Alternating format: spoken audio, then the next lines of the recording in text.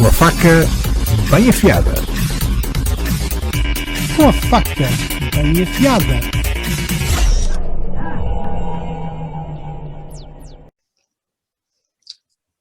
Olha, já estamos a gravar, pessoal. Boa tarde a todos, boa tarde, bom dia, boa noite, dependendo da hora que estejam a ver este Com a Faca Afiada, edição 58. Hoje temos o João Carvalho e o Aftab Tayob, e vamos começar a falar de um tema que está na berlinda, um tema relativamente a Pablo Hasél, acho que é assim que o rapaz se chama, o rapper catalão, que foi preso com o argumento de que ele estava a glorificar o terrorismo e estava a cometer injúrias à monarquia. João, eu ia começar por si. Eu fiz aqui um resumo muito sucinto desta situação, mas isto já tem um bocadinho de história, e ia pedir ao João para então fazer, em primeiro, um breve resumo daquilo que se passa relativamente a este rapper e as consequências do rapaz estar preso. E agora acho que ainda o Ministério Público ainda quer que ele esteja mais 5 anos e coisas assim do género. Bom, então, boa tarde ao David, boa tarde ao Aftab, boa tarde às pessoas que nos seguem, cumprimentá-las, desejar que estejam boa saúde. A questão do rapper catalão, do Pablo, tem duas vertentes, embora, quanto a mim, há uma vertente que é originária, que é aquela questão relacionada com os comportamentos dele e que levaram à sua prisão, e depois, como é um catalão, e como isto implica uma hostilização ao Estado espanhol, ao rei, à monarquia, é evidente que na Catalunha qualquer fagulha faz logo incendiar a pradaria, não é? E, portanto, isto foi mais um pretexto que foi encontrado para novamente trazer para a rua toda a contestação que rodeia a questão da Catalunha. Mas eu gostava primeiro de falar sobre, de facto, aquilo que está na gênese e que tem ocupado muitas discussões, tanto em Espanha como em Portugal e se calhar noutras partes do mundo, que é a questão da liberdade de expressão. Porque, de facto, esta prisão do rapper tem basicamente a ver com a questão da liberdade de expressão e com aquilo que se pode considerar em relação à liberdade de expressão, que é saber se a liberdade de expressão é, digamos, imensa ao ponto de não ter limites, ou se efetivamente há coisas que têm que ser vistas e têm que ser colocadas em relação à liberdade de expressão. Digamos que a liberdade de expressão, se me é permitido fazer aqui um pequeno apanhado histórico, é um bem precioso das democracias e um bem precioso do mundo atual, não é? Porque, efetivamente, faz parte da Declaração Universal dos Direitos do Homem e tem raízes, inclusivamente, na Grécia Antiga, não é? Porque a antiga Grécia, digamos, a democracia grega, baseava-se muito na liberdade que as pessoas tinham de governar-se e governar as cidades com base em assembleias onde podiam expressar livremente as suas opiniões, em que podiam criticar a B e C, podiam escolher os seus dirigentes, e isso, embora depois, não vou falar do que aconteceu durante os tempos que se seguiram, nomeadamente durante a Idade Média, porque isso levava-nos para um campo que não interessa agora para aqui, e vem a colocar-se outra vez quando efetivamente, no período do Renascimento, são readquiridos os valores da Grécia Antiga. Não é por acaso que o Renascimento se pauta, em grande parte, por irem buscar os valores, quer na arte, quer nos restantes aspectos da cultura, em todos os campos, os valores da Grécia Antiga. E, portanto, esses séculos XIV, XV e XVI, não é por acaso também que é aí que nasce a prensa, primeiro a prensa e depois, consequentemente, também a escrita, impressa, e logo aí também os jornais, e claro, havendo jornais, há também a questão de saber se há liberdade de imprensa, mas também foi aí que tudo começou. E começou a sério, não é? Não nos podemos esquecer daquele célebre episódio de Miguel Ângelo e a pintura da Capela Sistina, em que ele, tendo pintado no teto da Capela Sistina os vários aspectos da vida do homem e do destino da sua alma, nomeadamente o céu, o purgatório e o inferno, havia lá um cardeal que não gostava do Miguel Ângelo, que era o cardeal Biagio de Cesena. Cesena é uma cidade italiana, e sempre que ia visitar a Capela Sistina embirrava com o Miguel Ângelo. Além disso, era um indivíduo que tinha uma vida dissoluta e pronto, aquele estilo de cardeal do Renascimento. E Miguel Ângelo, para se vingar, pintou no inferno com a figura de diabo. O cardeal um dia chegou lá, viu a sua cara descarada de diabo no inferno, foi fazer queixa ao Papa, que era o Júlio II, e exigiu que ele dissesse ao Miguel Ângelo para tirar aquilo. Mas o Papa não foi nessa conversa e disse-lhe aquela célebre frase: Deus Nosso Senhor deu-me muitas graças, mas não me deu a capacidade de tirar cardeais do inferno. E, portanto, o cardeal lá foi à vida, e quem visitar a Capela Sistina verá lá no inferno aquela fronha do cardeal. E, portanto, esta questão da liberdade de expressão digamos, uma conquista, de facto, da modernidade, da capacidade que nós temos de fazer, digamos, exprimir as nossas opiniões em relação a A, B, C ou D. A questão é agora, tem limites ou não tem limites? Quando o Código Penal alemão, hoje em dia, proíbe e considera crime difundir ideias nazis, isto é, quem difundir ideias nazis, apelos aos temas que o nazismo aprovava, perseguição de imigrantes, perseguição de muçulmanos, perseguição de judeus. Quando isso acontece, que era aquilo que caracterizava o nazismo, isso é um crime para o Código Penal alemão. E quem exprimir essas ideias pode ser preso.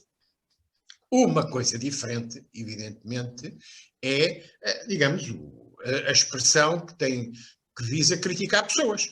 Voltando novamente à questão do rapper, que é aquilo que nos interessa, é evidente que se ele diz mal do rei, diz mal do pai do rei e diz que fizeram e aconteceram, além de se calhar ter muita razão, isso não é um crime, porque, digamos, embora em Espanha criticar a monarquia em si, e independentemente das pessoas, possa, em termos constitucionais, ser considerado um atentado a um dos órgãos de soberania da Espanha, tal como nós aqui, se criticássemos o Presidente da República, ou a Assembleia da República, ou disséssemos que os deputados são isto e são aquilo, isso é criticável, é uma crítica, mas não é crime, não é crime. Outra coisa, não é? É que este rapper tem estas duas vertentes. Tem a vertente em que critica a monarquia, os reis, e diz mal deles, etc., mas tem outra vertente, que essa já é mais complicada, que é o apelo ao terrorismo. Ele, inclusivamente, quando o Obama mandou matar o Bin Laden, ele compôs uma canção que se chamava Obama Bin Laden, criticando e chamando todos os nomes possíveis e imaginários ao Obama por ter mandado matar o homem que deitou abaixo as Torres Gêmeas, etc. E, portanto, isto já entra num outro capítulo, que é saber se ele pode fazer isto ou não. Isto está dentro da sua capacidade, apelar ao terrorismo, apelar ao ressurgimento da ETA ou de outras organizações de caráter terrorista que matam pessoas em nome de certos ideais. Isto já é passível, efetivamente, e é aí que, efetivamente, a questão dele deve ser abordada. Porque isso são questões que, embora eles digam que o apelo ao terrorismo não vale nada se não houver terrorismo, mas isso é treta. Porque, efetivamente, antes de surgir a ETA e antes da ETA começar a pôr bombas, também havia muito boa gente que fazia o mesmo que o Pablo, e, no entanto, depois deu no que deu, não é? E, portanto, o facto não haver terrorismo agora não quer dizer que não haja amanhã. E muito boa daquela gente que se manifesta em Barcelona, se tiver meios, se tiver organização, eu não tenho dúvidas nenhumas que constitui uma nova ETA agora na Catalunha. E para já fico Muito daqui bem. para não... Aftab, também achas que o Pablo exagerou um bocadinho da forma como criticou, quer dizer, é aquilo que o João Carvalho disse, o facto de criticar a monarquia, se calhar, enfim, entra dentro daquilo que é a liberdade de expressão, mas depois apelar ao terrorismo e que se partam coisas e que a malta venha para a rua fazer as neiras, e se calhar já ultrapassar um bocadinho aquilo que é o limite da sua própria liberdade, porque vai pôr em causa também a liberdade dos outros, não é? Boa tarde a todos. Cumprimentar-te, a ti, David, ao João e a todo o auditório. Antes de começar a falarmos sobre a situação em Espanha, queria deixar uma mensagem sentida pelo falecimento do Alfredo Quintana. Eu falei na situação grave de saúde do Quintana na última edição em que estive presente. Infelizmente não sobreviveu. Leva-nos à conclusão de que não somos nada e que devemos ter todo o cuidado. Há pouco ele não morreu de Covid, mas tinha 32 anos, fazia exames com toda a frequência, sendo um desportista profissional. E quando as pessoas negacionistas dizem que, por exemplo, que o Covid não faz efeito nenhum ou que não tem problema nenhum, devemos refletir um bocado sobre isto. Em relação à tua questão, a mensagem do Pablo tem duas vertentes. Uma das vertentes do Pablo Hasél de criticar a monarquia e dizer que é corrupta e que são tudo bandidos. Nós ouvimos esse tipo de comentários em muitos locais. Quando se incentiva ao terrorismo, quando se incentiva à revolta, à rebelião, quando se partem lojas só por partir ou só para roubar, vimos a célebre imagem, acho que todos vimos, ou todos pelo menos temos a noção do assalto a uma loja da Nike, onde os manifestantes levam ténis e t-shirts e esse tipo de coisas. Acho que começa a mensagem do Pablo Hasél a tornar-se dúbia, porque se de um lado ele chama corruptos aos políticos, à monarquia espanhola, ele está a incentivar a uma rebelião sem nenhuma justificação. Eu acho que é por aí que nós devemos tentar ver as coisas. Honestamente, eu acho que temos que respeitar as opiniões de toda a gente, desde que sejam bem fundamentadas. Eu no outro dia, em relação a este tema, vi o Luís Figo a fazer um comentário que era as rebeliões ficam mais bonitas com os ténis Nike, e eu, no meu Twitter, a brincar, dizia que Luís Figo consegue falar melhor sobre a política espanhola do que sobre a portuguesa, porque aí o pequeno almoço saiu-lhe muito caro. E não se pode falar, mas pronto, isto foi só uma lembrança que eu tive, o pequeno almoço com o José Sócrates, se não me engano foi no Tagus Park, ou algo parecido com isso. Certo, João? Foi no Tagus Park, não foi? Foi, não é? Pronto, era só uma lembrança que eu tinha, ou seja, todos nós queremos ser comentadores, paineleiros, todos nós queremos ter as nossas opiniões, que são totalmente válidas. Agora, todos nós também devemos saber ou devemos ter a noção do impacto que causamos. E Pablo Hasél, por muita razão que tenha ou não contra a monarquia espanhola, neste momento o que lhe as acusações que são feitas pelo Ministério Público são graves e são complicadas. Agora, existe um outro problema, que é como é que o poder judicial, o poder político saberá lidar com essa situação, porque enquanto ele estiver detido vamos ter manifestações dia após dia e se calhar com a melhora do tempo e com menos casos de Covid, cada vez mais gente na rua a manifestar-se. E aí é que acho que poderá ser interessante vermos. Nesta altura é a única coisa que podemos fazer, ou que devemos fazer, é mesmo vermos. Não é? A minha posição é clara, a nossa liberdade começa onde, ou melhor, a nossa liberdade, exatamente, a nossa liberdade começa onde termina a liberdade do outro. Portanto, Exatamente, exatamente. ele tem todo o direito de expressar a sua opinião, não tem eventualmente o direito de apoiar uma rebelião ou incentivar a rebelião ou terrorismo, porque efetivamente não há ataques terroristas neste momento, mas os ataques terroristas começam quando começa-se a difundir uma mensagem e essa mensagem começa a ser apoiada cada vez por mais e mais gente, não é? Exatamente. E pronto, basicamente é isso.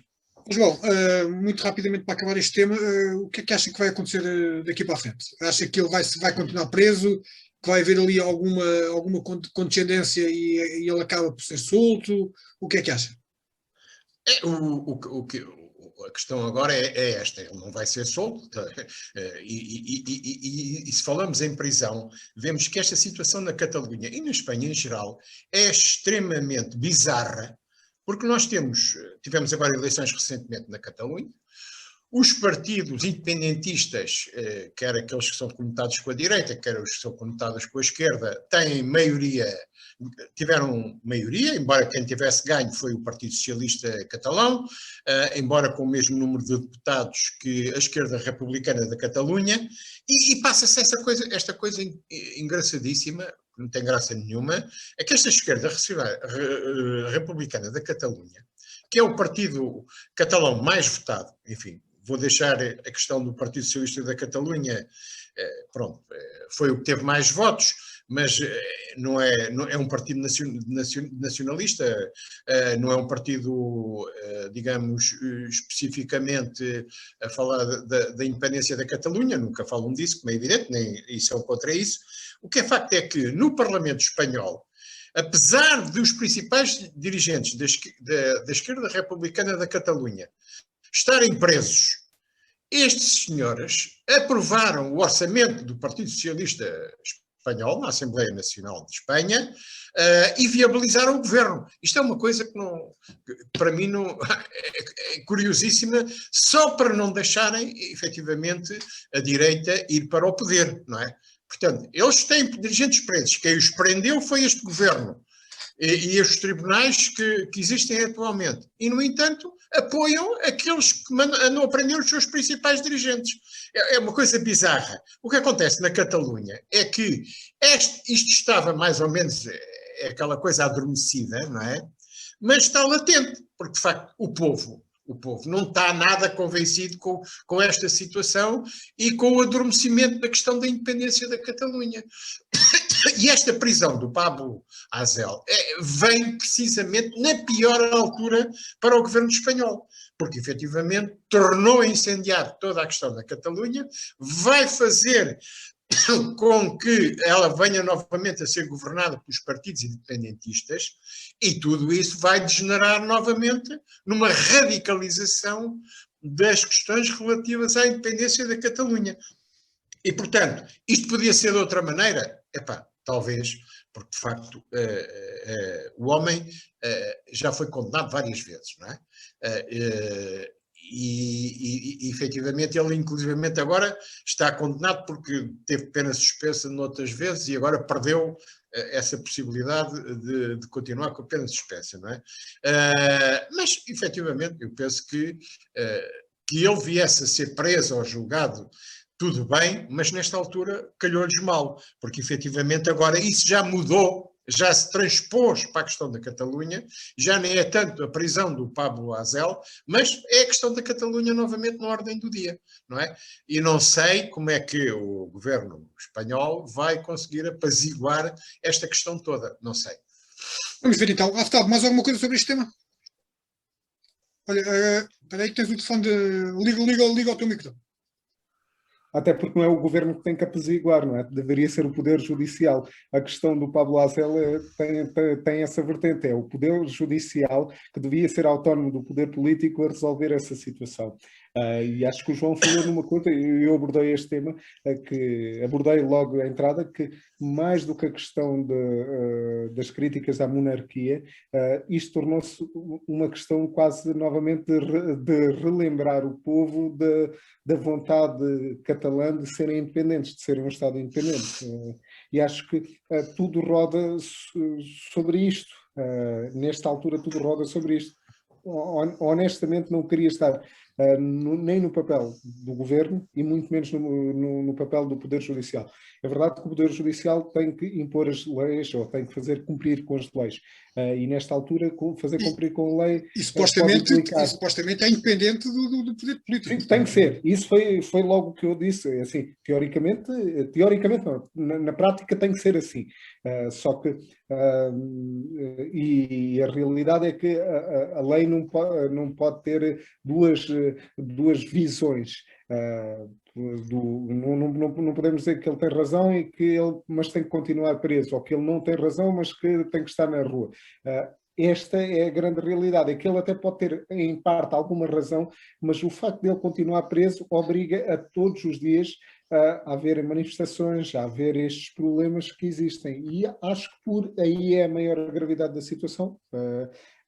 Honestamente, não acredito que durante muito mais tempo ele se mantenha em prisão. Honestamente, acho que ou passarão para domiciliário ou qualquer coisa, ou com termo de identidade e residência, algo parecido com isso. Que também pode ser perigoso, porque as cenas do próximo capítulo, imaginemos agora que o Pablo Hasél sai como um herói. Pois. É que também existe essa possibilidade. Ele sai como um herói, saem novas mensagens dele ou novos raps dele que podem ser problemáticos, porque hoje diz que os monarcas, os monarcas são corruptos. Amanhã vai dizer outra coisa qualquer e cada vez a aceitação dele será maior e cada vez ouviremos mais o nome do Pablo Hasél no mundo. Se calhar metade de nós, ou grande parte de nós, nem sabia quem era o senhor, ou o rapaz. Exatamente. E agora é aí ver as visualizações do YouTube que já estão 23 vezes mais do que originalmente estavam. Bom, vamos mudar de assunto, vamos aqui passar para assuntos aqui do nosso muro, que também não é muito longe da Catalunha. E recentemente saiu uma sondagem, que é a mais recente sondagem daqueles estudos de opinião que são feitos com alguma regularidade,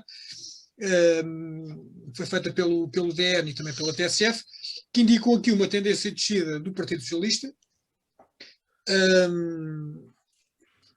O PST mantém-se mais ou menos com a percentagem que tinha anteriormente naqueles estudos que são feitos, e agora vou fazer aqui a partilha para vocês verem, para comentar melhor aquilo que eu estou a falar.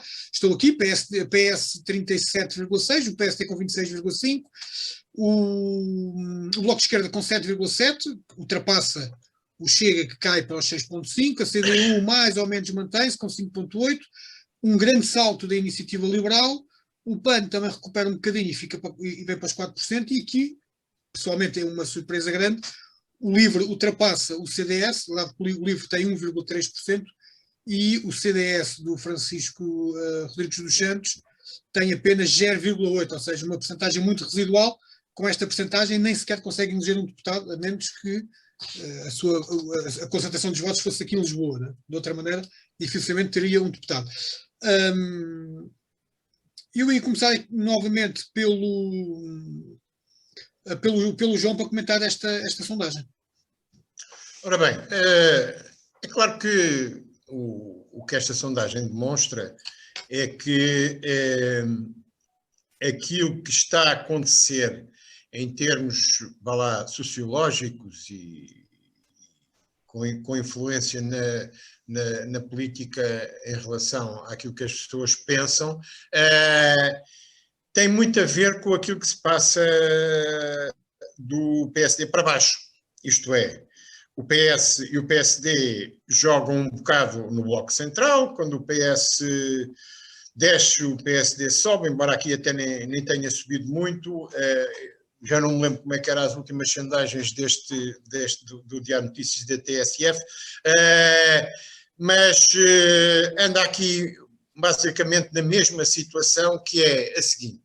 É evidente que é lógico, não é lógico, é patente que o Partido Socialista não tem sido penalizado grandemente pela situação da pandemia. Como, aliás, não tem sido penalizado por nada, não é? porque continua de pedra e cal a fazer, digamos, o seu percurso de gestor da pandemia. E o que acontece em Portugal, aliás, acontece em todos os países da Europa. Eu penso que não há nenhum governo na Europa que esteja a bater-se, que esteja a ver-se com a pandemia, que tenha uma grande penalização por isso mesmo. Porquê? Porque os eleitores intuíram que, digamos, qualquer governo que estivesse no poder teria os mesmos problemas, teria as mesmas dificuldades, teria as mesmas virtudes, teria mais ou menos os mesmos comportamentos. Portanto, não pensemos, nomeadamente as pessoas, digamos, que são oposição, que é por causa da pandemia e do tratamento da pandemia que o PS vai ter problemas. Em primeiro lugar, porque, efetivamente, tem esta noção. Não há esta tendência para penalizar um partido que se viu a braços com uma pandemia, que é uma catástrofe. E depois porque também tem um Presidente da República que não está disposto a tomar nenhuma atitude, se não o tomou no passado em relação a coisas que eram mais diretamente imputáveis a ações do governo, também não é agora em relação a uma pandemia que não será assim tão imputável ao governo, que é considerado uma questão externa, que apareceu em todo o mundo, e portanto não será por aí também que ele vá tomar nenhuma medida em relação ao governo. E portanto o PS mantém-se nesta casa dos 37%, 38%, 39%, o PSD nos 26%, 27%, 28%. Depois, as principais considerações são daqui para baixo. A primeira é que, efetivamente, verificamos que o Chega vai basicamente buscar votos ao CDS. É patente, isto é patente. E também a Iniciativa Liberal. Porque, de facto, um partido como o CDS, que já andou pela casa dos 10%, agora está nos 0,8%, é evidente, para algum lado vão os votos deles. E se não foram para o PSD, não é? Se não vão para o PSD, é evidente que só podem ir para o Chega e para a Iniciativa Liberal. Daqui não podemos sair, não é?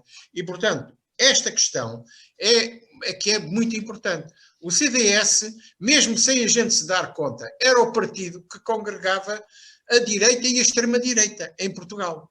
Porque eu não, enfim, faço o favor de não considerar o PSD de direita. Como diz o presidente Rui Rio, é um partido do centro. E, portanto, era o CDS que congregava os apoios da direita e da extrema-direita. E agora temos que esses apoios, porque 0,8 não é nada, 0,8 não é nada, esses apoios partilharam-se entre o Chega e a Iniciativa Liberal. E vai haver aqui uma concorrência em relação a estes para saber efetivamente quem é que vai liderar este pelotão, digamos, da direita em relação a futuras eleições legislativas. E vim com a questão das eleições legislativas. As eleições autárquicas são uma coisa diferente. São uma coisa diferente porque, efetivamente, nem a Iniciativa Liberal nem o Chega têm implantação onde quer que seja que lhes permita, digamos, ter candidaturas não só em todo o território, que é uma das questões, mas também candidaturas credíveis, não é?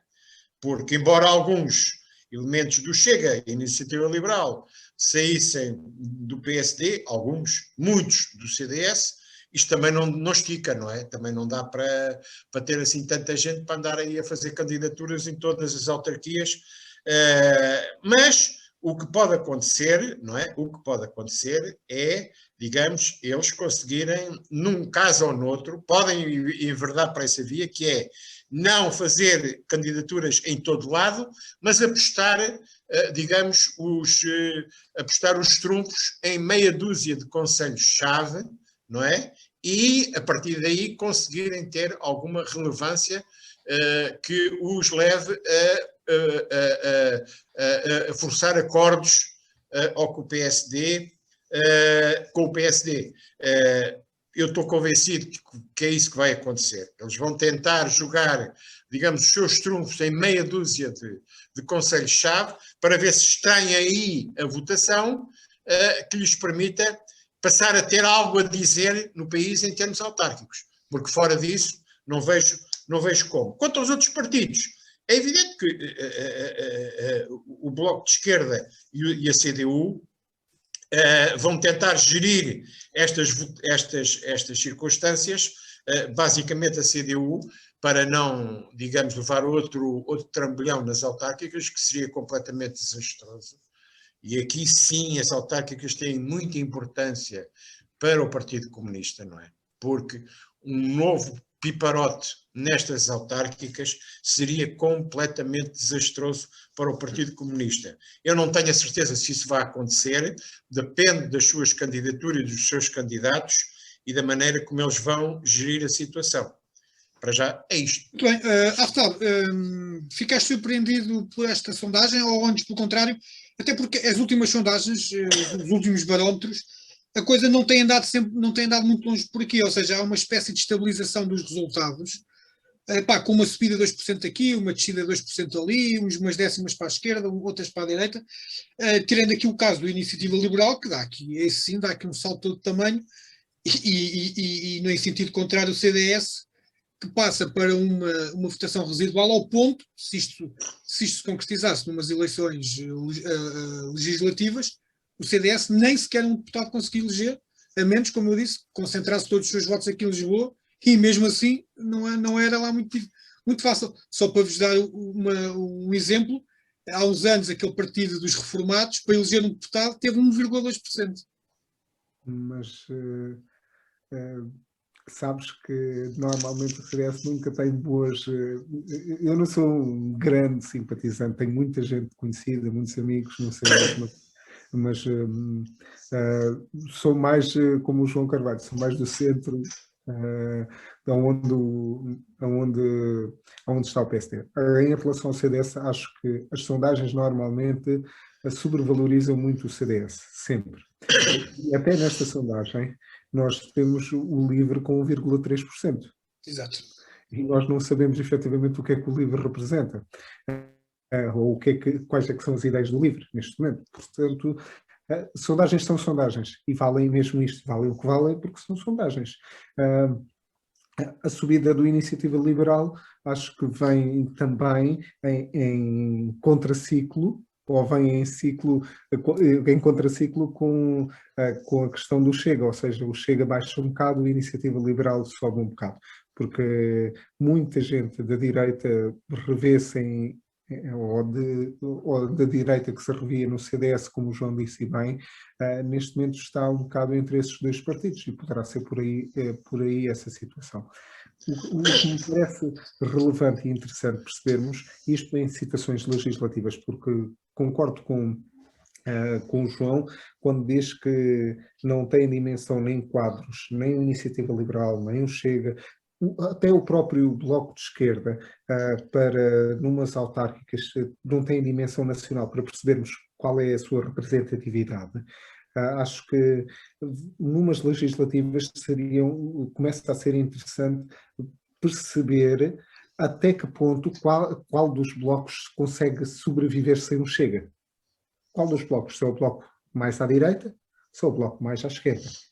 Porque pode acontecer com um bloco com uma geringonça. Eu não queria dizer um bloco de esquerda para não fazer confusão com o partido, mas um governo ou um parlamento com maioria PS, CDU, Verdes, porque os Verdes não entram para o baralho de contas, não é? Entram só para os deputados lá para terem mais uns minutinhos para falar.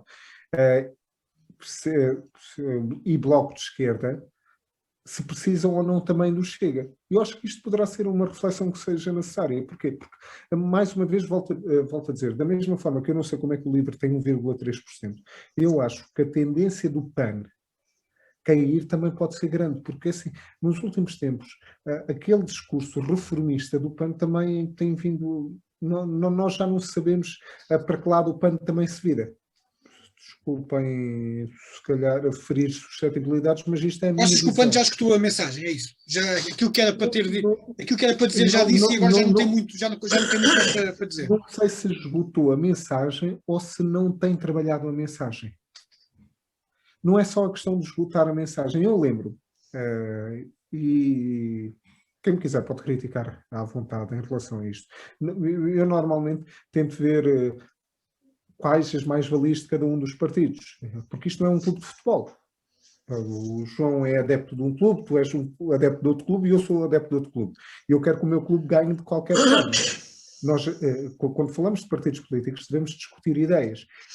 E acho que o bom exemplo da mensagem do PAN foi dado, ou não foi dado, por uma, acho que hoje é deputada, a de Setúbal, que não sabia efetivamente o que é que o PAN defendia nas eleições legislativas. É bonito nós defendermos os animais e a natureza, mas também defendermos as pessoas. Nós não sabemos efetivamente qual é o rumo do PAN. Eu, pelo menos, não sei. Se calhar sou eu que ando mais desatento à análise política. Mas isto é a minha visão. Portanto, o que é que me parece é que se o PS e o PSD estão estabilizados dentro dos seus valores, aconteça o que acontecer, o PS, numas próximas legislativas, será o partido mais votado, poderá acontecer que não seja o partido que consiga formar governo, ou tenha um governo aprovado no Parlamento. Acho que por aí poderá ser o foco e poderá ser por aí a nossa análise política. É quem será capaz de formar governo sem que seja necessário recorrer ao Chega. E pegando aqui um bocadinho nisto, João, o Chega pode chegar a um ponto, passa agora a redundância, chega a chegar, de tornar inviável um governo, por exemplo, como o UAF estava aqui referiu, fizer a diferença entre um bloco de esquerda e um bloco de direita, ou uma geringonça de esquerda e uma geringonça de direita. E depois, vamos ter um bloco central? Temos que ter obrigatoriamente um bloco central? Com António Costa, não, de certeza. Já com o Rui Rio, não ponho as mãos no fogo, mas com António Costa não vamos ter, de certeza. Mais depressa o António Costa sai do PS do que faz um bloco central com o PSD. Agora, em relação ao Chega, eu vou voltar e a Iniciativa Liberal, eu vou voltar a salientar aquilo que vão representar as eleições autárquicas para estes dois partidos. Estes dois partidos vão tentar condicionar a eleição num conjunto de locais. Imagino que eles têm um candidato em Lisboa que consegue alcançar 10%, por exemplo. Automaticamente vão logo condicionar uma solução governativa na capital. Ou isso também pode acontecer no Porto, eu não sei.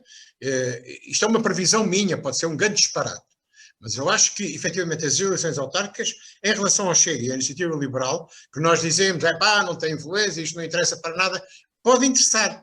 Pode interessar se eles apostarem em meia dúzia de locais em que seja necessário mais uma vez terem atenção o que eles significam.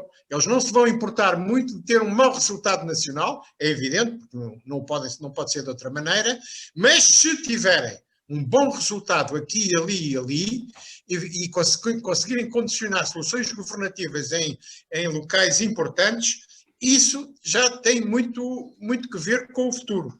Já agora, em relação ao livro, eu vou dizer outro disparate. Eu penso que o livro continua a ter isto porque as pessoas, ao verem a atuação da Joacine, a Joacine não tem partido neste momento, não é?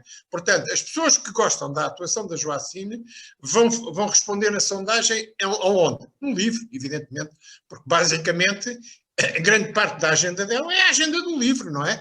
O facto dela ter saído do livro foi uma zanga, uma trica pessoal entre ela e o Rui Tavares. Mas basicamente esta percentagem do livro é da Joacine, porque as pessoas ao responder a uma sondagem não lhes põem a questão qual é a percentagem da Joacine, porque a Joacine não tem partido e portanto vão pôr isto no livro, penso eu, não é? Até porque há uma outra deputada também que é independente e que nunca ninguém fala sobre ela. Que é a tal que tu falaste há bocado. Exatamente. Só ouvimos falar dela nos votos, quando são a favor ou contra, que dizem que é a deputada sem partido, não é? Sem partido, exatamente. É uma total não alinhada. Bem, malta, olha, já passámos muito da meia hora, estamos em cima dos 40 minutos. já não vai dar tempo para falarmos, até porque todos nós temos compromissos a seguir aqui a este Faca Afiada. Fica por falar a questão do passaporte imunitário, sanitário, como queiram chamar. Falaremos certamente numa outra oportunidade. Dou-vos um minuto então para se despedirem da malta e falar naquilo que entenderem sobre estes temas ou outros quaisquer. Começo por ti, Aftab, agora. Agradecer a todos os que nos seguem. Pedir que, embora a batalha do Covid esteja a ser longa e difícil, para não desanimarmos e para não desistirmos e para continuarmos confinados. Alguns chamam, para quem puder continuar em teletrabalho, os burgueses do teletrabalho, como agora são conhecidos. Exatamente. Quem conseguir continuar a trabalhar por casa, porque embora estejamos no bom caminho, ainda não vencemos esta guerra. Vamos vencendo batalhas diariamente, mas ainda não vencemos a guerra e todos juntos, e só todos juntos é que conseguiremos vencer essa guerra. João, para fechar com o seu valor. Exato, eu vou terminar como comecei. É que faz hoje precisamente 200 anos que foi extinta a censura em Portugal, no âmbito da Revolução Liberal. 2 de março de 1821. E isto é bom que nós não nos esqueçamos. Nós somos um dos países mais antigos que tem estas preocupações com a liberdade de expressão e com a liberdade de imprensa. 2 de março de 1821... E não esquecer que se há 200 anos acabou a censura, voltámos depois a tê-la. Portanto, isto não é um dado adquirido. Mas isso esta é uma data para comemorar, as outras não são datas para comemorar, são datas para lembrar, mas não para comemorar. Esta, 2 de março de 1821, extinção da censura prévia no âmbito da Revolução Liberal. E despeço-me dos nossos ouvintes, do David e do Aftab, com um grande abraço. Muito bem, e eu despeço-me, já devia ter feito logo no início, cumprimentando o Paulo Soito, o Paulo Andrade, o Bruno Duarte, que certamente que vocês conhecem, a Sónia Costa e o Pedro Sarabando, que nos enviaram cumprimentos, fizeram-nos uns elogiozinhos. A malta costuma mandar mensagens via Messenger do Facebook do Faca Afiada. E nós agradecemos. Beijinhos e abraços para eles. E voltamos na quinta-feira, provavelmente com uma estreia. Finalmente a nossa Carlinha vai se estrear aqui no Faca Afiada, a falar do teletrabalho. Vamos ver se ela não se arrepende até lá. E é que vocês, continuem a protegerem-se, para que nada vos aconteça, porque fazem muita falta aqui ao Faca Afiada. Grande abraço. Até breve. Boa tarde. Boa tarde.